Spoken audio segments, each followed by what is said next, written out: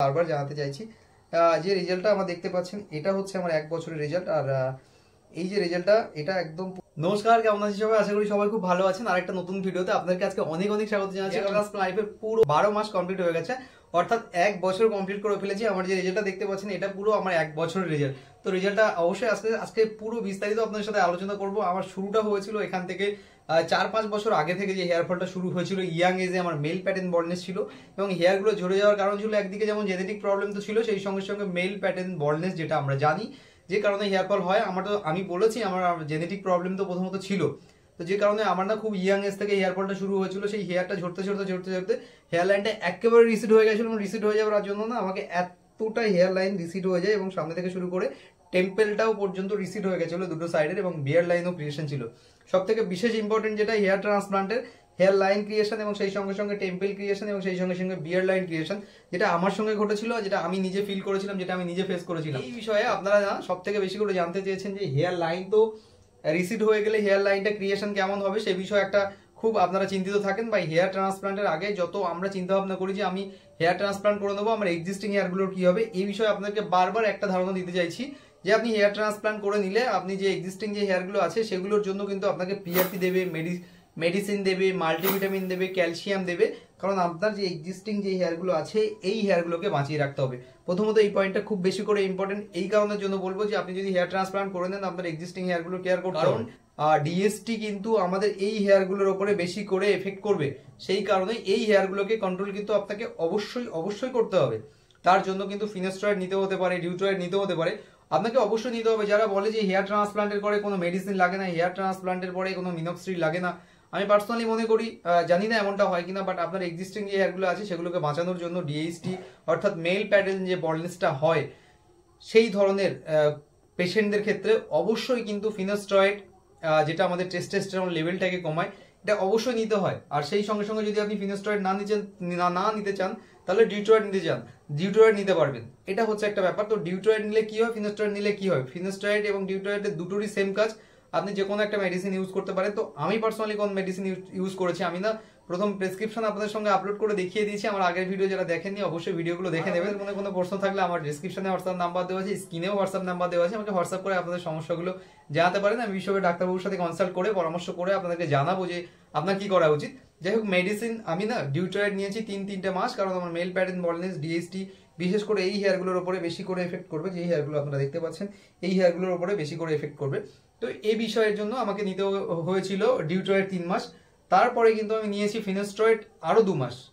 তারপরে আমি মেডিসিনটাকে আস্তে আস্তে আস্তে আস্তে এটাকে বন্ধ করে দিই। 1 বছর কমপ্লিট হয়ে গেল পুরো হেয়ার ট্রান্সপ্লান্ট লাইফের।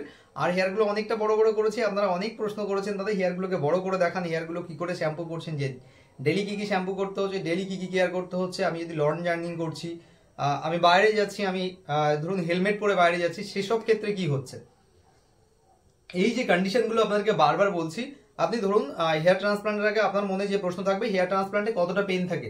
দেখুন, হেয়ার ট্রান্সপ্লান্ট যে করা হয়, যে সার্জারিটা করা হয়, লোকাল অ্যানাস্থেসিয়া কিন্তু আপনাকে পুরো যে এরিয়াটা আছে মাথার স্ক্যাল্প, যেখান থেকে আপনার গ্রাফটগুলো তোলা হবে, সেই সঙ্গে সঙ্গে ডোনার এরিয়া, সেই জায়গাগুলো থেকে কিন্তু আপনাকে সুন্দর করে আপনার গ্রাফটগুলো তোলার সময় এবং সামনে যে এরিয়াটা আছে এই এরিয়াগুলোতে কিন্তু লোকাল অ্যানাস্থেসিয়া দেওয়া হয়। এবং লোকাল অ্যানাস্থেসিয়া দেওয়ার কারণে যে সমস্যাটা হয় না, সোয়েলিং চলে আসে, মুখটা ফুলে যায়। আমার ভিডিওতে আপনারা দেখবেন, আমি একটা ছবি শেয়ার করে দিচ্ছি, দেখবেন যে আমার মুখটা কতটা পরিমাণে ফুলে গেছিল। হেয়ার ট্রান্সপ্লান্টের 4 দিনের পর থেকে আমার মুখটা ফোলা শুরু হয় এবং 4, 5, 6, 7 এই কটা দিন পর্যন্ত আমার মুখটা কিন্তু একেবারে ফুলে গেছিল।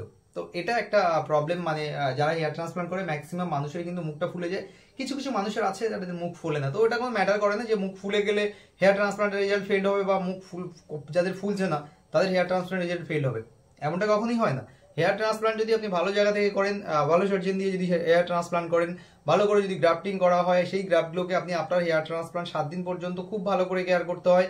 কোনো বাইরে যাওয়ার দরকার নেই, ঘরের মধ্যে থাকবেন, প্রত্যেক ঘন্টায় স্লাইন স্প্রে করবেন যারা নতুন হেয়ার ট্রান্সপ্লান্ট করছেন। যদি আমার এই ভিডিওটা দেখে থাকেন অবশ্যই আপনাকে এটা জানাবো, যদি হেয়ার ট্রান্সপ্লান্ট আপনি আজকে করে নেন, মাথাটাকে স্টেডি স্টেট অবস্থা রাখার চেষ্টা করুন, একদম বিছানায় যখন শুতে যাবেন সোজা হয়ে শোয়ার চেষ্টা করুন, ঘাটটাকে ব্যাকাবেন না, এদিক ওদিক করার দরকার নেই, স্টেডি স্টেট অবস্থায় 7টা দিন থাকুন। 7 দিন পরে আপনি যে কোনো জনসন বেবি শ্যাম্পু দিয়ে হেড ওয়াশ করতে পারেন।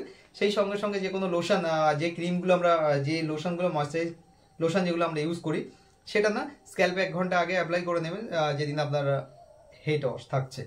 তার আগে আপনি রাতে কোকোনাট অয়েল ইউজ করে নেবেন। হ্যাঁ, আর এখন না আমি কোনো অয়েল ইউজ করি না। যারা বারবার প্রশ্ন করেছেন দাদা আপনি কি কোনো অয়েল ইউজ করেন, না আমি না অয়েল ইউজ করি না। আমি জেনারেলি মর্নিংয়ে শ্যাম্পু করার পরে যখন চুলগুলো ড্রাই হয়ে যায় তখন আমি কোনো দিন না আমি হেয়ার সিরাম ইউজ করি, বাকি দিনগুলোতে হেয়ার সিরাম ইউজ করি না। যেহেতু ঠান্ডা গেল, ওয়েদারটা চেঞ্জ হয়, ওয়েদারের সঙ্গে সঙ্গে কিন্তু হেয়ার লস হয়। এখন গরম আসছে, প্রচন্ড মাথা ঘামছে, আমার নিজেরও প্রচন্ড মাথা ঘামে সারাদিন কাজ পরিশ্রম। এবং আমি কিন্তু হেয়ার ট্রান্সপ্লান্টের পরে কিন্তু এখন কিন্তু হেলমেট ইউজ করি এবং হেলমেট পরে আমি বাইরে যাই, সেখান থেকে সবকিছু অ্যাজ নর্মাল সবকিছুই করি, কোনো সমস্যা এতে আমার হয় না। আর খুব বেশি কেয়ার করার কিছু নেই, রাতে শুধুমাত্র মিনক্সিডিল লাগিয়ে ঘুমিয়ে পড়লাম এবং সকালবেলা না শ্যাম্পু করে এটাকে ওয়াশ করে আমি আমার কাজে বেরিয়ে যাই। আমি হেলমেট পরে প্রায় 11 কিলোমিটার পর্যন্ত জার্নি করি, এই গরমের সময় মাথাটা ঘেমে যায়, এটাতেও কোনো সমস্যা হয় না। যাই হোক, অনেক ইনফরমেশন আপনাদেরকে দেওয়ার আছে।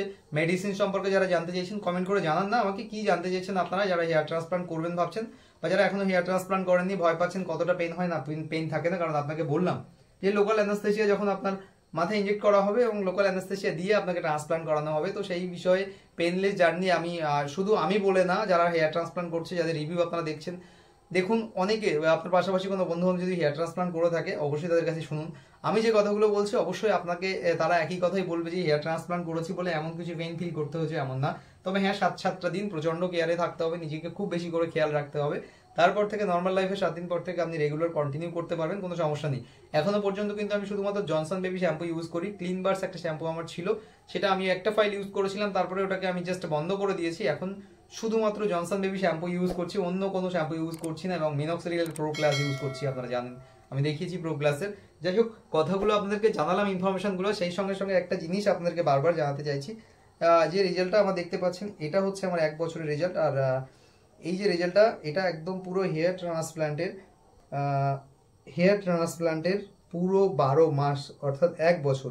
এখান থেকে 1 বছর আগে আমার হেয়ার ট্রান্সপ্লান্ট হয়েছে, তখনকার কন্ডিশন এবং এখনকার কন্ডিশনের মধ্যে ডিফারেন্স কতটা, হেয়ার লাইন কেমন এসছে, হেয়ারের ডেন্সিটি কেমন এসছে, সব মিলিয়ে আপনারা একটাবার নিজেরাই দেখে নিন। যে আমার যে ইনফরমেশনটা আপনাদেরকে প্রতিটা মুহূর্তে দেওয়ার চেষ্টা করছি, জানি না আপনাদের কেমন কতটা ভালো লাগছে। অবশ্যই ভালো লাগলে আমাকে কমেন্ট করে জানাবেন। আর সেই সঙ্গে সঙ্গে একদম যারা ফার্স্ট টাইম আমার ভিডিওগুলো দেখছেন তারা না সাবস্ক্রাইব করে অবশ্যই সঙ্গে থাকবেন। আর হ্যাঁ, আপনারা অনেকেই আমাকে প্রশ্ন করেছেন দাদা আপনার 1 বছরের রেজাল্ট দেখতে চাই। তো 1 বছরের রেজাল্ট এটাই, যেটা দেখাচ্ছি এটা আমার 1 বছরের রেজাল্ট। হেয়ারগুলো কতটা লম্বা হয়েছে, কি কন্ডিশনে আছে আপনারা দেখতে পাচ্ছেন। তো অবশ্যই এরকম আপনারা বলেছেন যে দাদা সামনে থেকে আমি চিরুনি দিয়ে কেন বারবার ওপরে তুলে দিই, তো নিচের দিকে নামিয়ে দেখাতে বলেছেন, তো এটা আমি নিচের দিকে নামিয়ে দিলাম। ডেন্সিটি, কোয়ালিটি সব আপনাদেরকে দেখিয়ে দিলাম একদম লাইভ। ঠিক আছে, অবশ্যই আপনাদের কেমন লাগছে ভিডিওটা আমাকে কমেন্ট করে জানাবেন। এবার এই চুলগুলোকে জাস্ট আমি যদি ওপরে তুলে দিই তো এইরকম একটা লুকিং আসছে। আর লুকিংটা কেমন এসছে আমাকে এখন ঠিক আগের থেকে এখন এই ভিডিওগুলোতে কেমন লাগছে সেটাও কমেন্ট করে জানাবেন। আর যে রেজাল্টটা দেখছেন এটা আমার পুরো 1 বছরের রেজাল্ট, 1 বছরের হেয়ার ট্রান্সপ্লান্ট রেজাল্ট। যদিও আমি হেয়ার কাটিং করিনি, খুব তাড়াতাড়ি হেয়ার কাটিং করবো। হেয়ার কাটিং করলে আরও সুন্দর লাগবে দেখতে, সেই বিষয়ে প্রতিনিয়ত আপডেট থাকছে চ্যানেলে। আপনারা যারা আমার সঙ্গে জুড়ে আছেন অবশ্যই তারা জানেন আমার প্রতিনিয়ত আপডেট। আর হ্যাঁ, এটা হচ্ছে আমার হেয়ার ট্রান্সপ্লান্টের এখন পর্যন্ত রেজাল্ট। যে রেজাল্টটা দেখতে পাচ্ছেন, যে হেয়ার লাইনটা দেখতে পাচ্ছেন, হেয়ার লাইন যারা বারবার হেয়ার লাইন নিয়ে কথা বলেন আপনাদেরকে বলবো আপনারা বিভিন্ন হেয়ার ট্রান্সপ্লান্ট আছে, বিভিন্ন রেজাল্ট এসছে, তবে মনে করি আমার রেজাল্ট আমার কাছে আমি সত্যি সত্যি খুবই স্যাটিসফাই। কারণ যদি একটা ভালো ক্লিনিক থেকে আপনি সার্জারি করেন অবশ্যই একটা ভালো রেজাল্ট পাবেন। এই বিষয়ে আপনাদের কি মতামত অবশ্যই আমাকে জানাবেন। আর আপনারা কিভাবে হেয়ার ট্রান্সপ্লান্ট করতে চাইছেন বা কিভাবে প্ল্যান করতে চাইছেন সেই বিষয়ে আমাকে চাইলে জানাতে পারেন। আপনাদের একান্ত ব্যক্তিগত মতামতটা অবশ্যই আমাকে শেয়ার করবেন, কারণ আমরা একটা ফ্যামিলির মতো। অবশ্যই আপনাদেরকে আমি প্রতিনিয়ত সমস্ত ইনফরমেশনগুলো প্রোভাইড করে থাকি। তো রেজাল্টটা কেমন লাগলো এই বিষয়ে অবশ্যই কমেন্ট করে জানান। এটা আমার 1 বছরের রেজাল্ট, সেই সঙ্গে সঙ্গে বিয়ার্ডেও মিনক্সিডিল ইউজ করার ফলে যে ডিফারেন্সটা তৈরি হয়েছে সেই বিষয়ে আমাকে কমেন্ট করে জানাবেন। তো মিনক্সিডিল আমি শুধু বিয়ার্ডে ইউজ করেছিলাম এবং তারপরে এত সুন্দর একটা রেজাল্ট দেখতে পাচ্ছি। এবং সেই সঙ্গে সঙ্গে প্রো প্লাস যেটা আছে সেটা কিন্তু আমি এখনো বিয়ার্ডেও অ্যাপ্লাই করি, সেই সঙ্গে সঙ্গে মাথায় অ্যাপ্লাই করি, এবং ঠিক এত সুন্দর একটা রেজাল্ট এই মুহূর্তে যে রেজাল্টটা আমার দেখতে পাচ্ছেন। যাই হোক, ভিডিওতে অনেক ইনফরমেশন দেওয়ার আছে, বাকি ভিডিওগুলোতে এরপরে অনেক ইনফরমেশন দেবো। আপাতত এইটুকু। চ্যানেলে নতুন হয়ে থাকলে চ্যানেলকে সাবস্ক্রাইব করে সঙ্গে থাকুন। যে কোনো সমস্যার জন্য আমার ডিসক্রিপশনে হোয়াটসঅ্যাপ নাম্বার আছে, স্ক্রিনে হোয়াটসঅ্যাপ নাম্বার আছে, আমাকে হোয়াটসঅ্যাপ করে আপনাদের সমস্যাগুলো জানাতে পারেন। ভিডিওটা দেখার জন্য আপনাদেরকে অসংখ্য ধন্যবাদ জানাচ্ছি। আর কমেন্ট লাইক করতে ভুলবেন না, কারণ আপনাদেরকে একটা লাইক, একটা কমেন্ট আমাকে অনেকটা মোটিভেট করে আপনাদের জন্য এই ধরনের ভিডিওটা বানানোর জন্য। ভিডিও দেখার জন্য আপনাদেরকে অসংখ্য ধন্যবাদ।